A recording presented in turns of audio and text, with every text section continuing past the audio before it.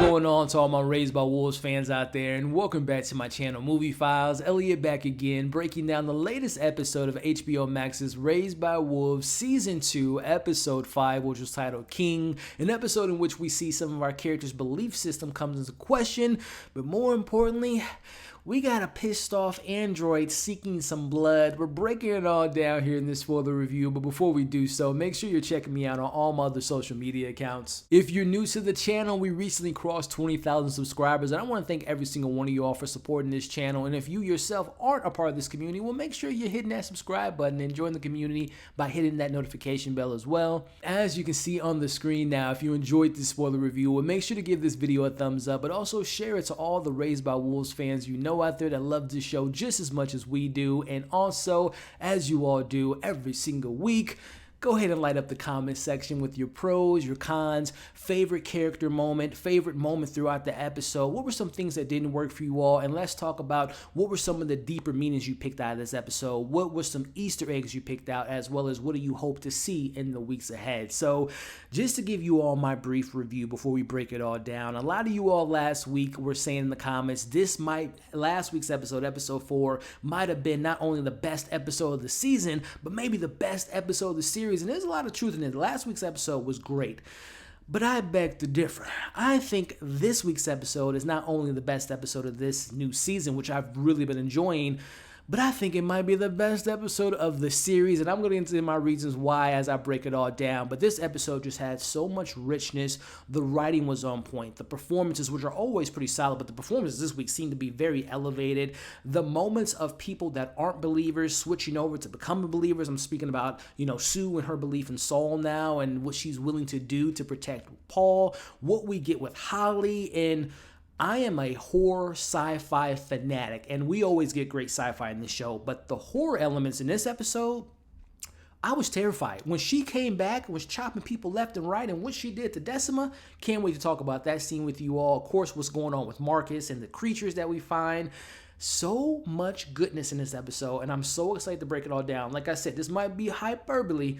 I think this is the best episode of the entire series. And again, we're going to get into my reasons why, but let me know your pros and cons. And are you on my side? Was it just an okay episode? Did you hate the episode or did you love it? Let's talk about it in the comments. But let's break it all down as we open up with Paul, who's in this cocoon structure, which we learn will dissolve in 24 hours.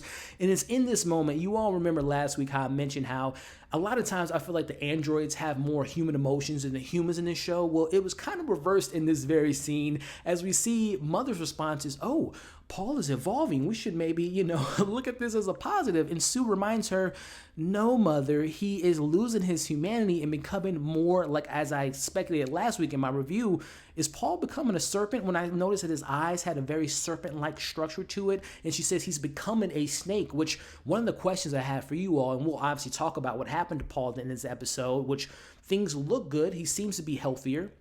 Will there be after effects? Will we see, as Mother mentions, a new evolved human serpent-like creature as the episodes go by? Let me know your thoughts on that opening, and will we see Paul evolve into something else? Let's talk about that in the comment section. But moving on, checking in on Marcus, who's retreating, but not to Decima's approval. She's very upset at him at this point, and we all know this has been stemming back since he lost the powers, and she brings up to him that she has done so much to get to this point, to believe in this false god, this false king of a sorts, which, speaking of king, we see that his group is starting to fall apart, right? And we see Holly's approached by one of his followers with questioning the relic that she wears on her neck, and it's going to bring bad luck to their crew, which I think there was some truth in that, because there was no good luck for this crew after they get murdered in the way that they do, which we'll talk about in a second. But we see them going back and forth, and it's where we see Marcus comes up to Holly, takes the relic and puts it on his neck, and again we see that tension between him and Decima, who she's like, oh, that's a perfect accessory for a false god or a king of a sort, which again, they're back and forth. And the theme that was just so big in this episode is, again, those who once believed in someone like a Marcus, their prophet, has lost their belief, and those like Sue, who's an atheist, starting to believe in something. That is something that I really enjoyed, that tug and pull that we get throughout the episode. But moving on, meanwhile, Father wakes up what he created, or has better yet brought back to life, and it's in this moment that he is doing his, what Father is great at, which is breaking the ice in a form of jokes. As he's starting to tell the joke, we hear that this, ancient android is trying to communicate. It doesn't sound like its vocal cords is working properly, but it seems that, that Father, as he's called off by Mother, which I love that it was Mother that called him, there seemed to be some type of intimacy that Father had towards this ancient android, as he's like, can I remove it? It seemed like he wanted to kiss her. I don't know if he has those type of systems or settings in his system to be attracted to another android, as we know him and Mother are supposed to be their father and obviously Mother. But let me know if I was looking too much at that scene. Was Father about to cheat on Mother in the form of some type of intimacy? Let me know your thoughts on all that in the comments. But moving on to this conversation between Mother and Father, Mother shares with Father the video that Holly left them, pretty much saying, I'm with my real family. I have gone back to my faith. And she makes a message to the rest of her, the children, that, hey, try to get away if you can, but more importantly, come back to your faith. And we see that Mother wants Father to go out to find Holly because he seems to be a little bit more connected as far as the emotional beats towards the kids. And these are the moments I love about this show, and it's highlighted so beautifully in this scene. It's the tension-filled moments between Mother and Father as they're going back and forth. We know this tension has been there since season 1, and they tried to make amends this season, but it didn't last that long. As we see, again, them having this conversation, the Father kind of points out that they're being very human-like in this particular conversation. Their emotions are at a high, and again, it's Father and Mother. They are the best characters to me in this show, and they have the most human-like emotion at time, minus Mother's reaction earlier this episode. But again, whenever they share screen time, it's some of my favorite scenes. And I've enjoyed this season, but I just want more of that moment, right? I want to see more of Father and Mother. But I guess it's interesting that we don't get as much Father and Mother because Father's off, again, making his own creation and maybe falling in love with the creation he has as Mother's doing her thing. So very interesting dialogue there. And again, their screen time together. I love that tension. I love the back and forth those characters have. But a brief scene here, but it's also a very important scene as we learn that the family that Tempest was going to have help raise her child has no longer, they've moved away. They've run away with everything that went down last week. And I think it's a small scene, but it's important because, again, we're starting to see the division. We're starting to see the cracks in the belief system, right? And we see that Tempest, she might start to build resentment that she had with Mother in season 1 after learning that this family that was willing to help her is no longer willing to help her because of what Mother did last week. So again, it was a small scene, but it holds a lot of weight to kind of point towards that civil war that has been building for the last couple weeks and was prominent in season 1, but obviously they built that trust with Mother, but that trust is starting to slowly but surely go away. Again, the theme in this episode is once faith and once belief in others is slowly but surely starting to dissolve. But going back into this conversation as Hunter and Tempest talk about their belief system, or I should say the lack of, when it comes to what's going to happen to Paul. Again, faith is coming into question as they hear a noise from Father's lab. They look into it as Hunter runs off. Tempest has a brief moment with the ancient android, and it kind of, this is a very bad joke, I may say. We see on its interface, get it because it's a computer, but either way, we see on its interface, it brings up Tempest's baby. Now, I don't know if that's a sign of things aren't working with the baby, things might go bad with the baby, or it's just kind of showing that it does have, like, it's showing that the baby's fine and it's trying to communicate with Tempest. But again, the vocal levels haven't been, fixed or calibrated quite yet. But again, the baby on the face interface, was that a good joke? I don't think it was, but let me know in the comments. But as we move on, Mother tortures Cleaver as she points out how the trust has used him as a parasite. And this scene to me was just so great. Again, this episode was fantastic. The tension, the torturing moment of Mother, her calling him out on his BS. Again, yet another follower starting to maybe lose his faith in the trust as she points out whose his eyes belong to and confusing him. Such a great scene. Again, Mother is so fantastic. I love that she has her eyes back. But let me know what you all think of Cleaver. Will he continue to believe in the trust, or will he be a character that will slowly but surely become a non-believer. Let me know your thoughts there. But moving on, as we see that Sue is praying to Saul to help Paul because he's innocent, he doesn't deserve this, and he is a true believer. She calls Paul her little boy, and she really does truly feel that motherly connection to Paul, which is so interesting because we know that's not her biological son, but as they were, traveling last season, they built that bond. But that bond is coming back, and we'll talk about that a little bit later. As time has passed, she notices that there are leeches on the glass. She decides to investigate this, and this object makes its way, and this was a very alien-like scene, it makes its way into her suit. She takes it off, and then she sees the leeches all over the place, and this is all in her head. She kind of has a conversation with the computer system, and it tells her it's all due to stress and everything that she's been going through lately. But more importantly, in this scene, she discovers that the leeches are connected to the same creatures that we came across in the lake acid last week, and she has to go find the leeches on her own. But she doesn't do it on her own. She brings in our boy Campion. With his help, they're able to lure in one of the creatures from the sea, and she is able to take off the scales and get the leeches, but not before it wakes up. She is, again, she's a mother. She is a lion. She is a wolf, some may say, as she's yelling at the creature, and ultimately it does run away. It makes its way back into the water. But we're going to check in with them. Was her mission successful? Is she able to save Paul? We'll get into that here in a bit. But moving on, meanwhile, Father strikes a deal with Lucius to get Holly back. And in return, exchange, he gets to get Marcus. He gets to get his own friends.